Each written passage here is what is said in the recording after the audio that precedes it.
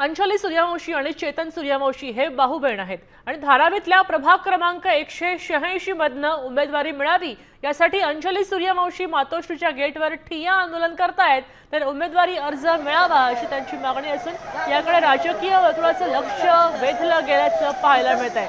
या दोन भावा बहिणींनी या ठिकाणी ठिय्या आंदोलन केल्याचं पाहायला मिळतंय।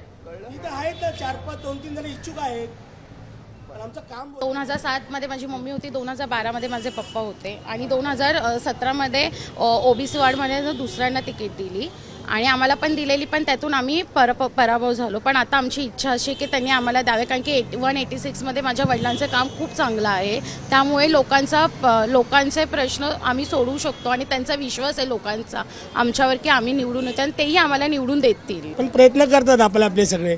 तर आम्ही पण विचार केला बा आमच्या आईवडिलांचं स्वप्न पूर्ण करायचं, आम्हाला त्यांची शेवटची इच्छा होती हे इलेक्शन लढायचं, पण त्यांना पॅरेलाइज कारल्यामुळे ते बोलत होते की मला देवानी ताकद दिली आहे ना उभे राहायची, तर मी पुन्हा जग पलटून टाकेल। त्यांनी कधी कमवलं नाही हो।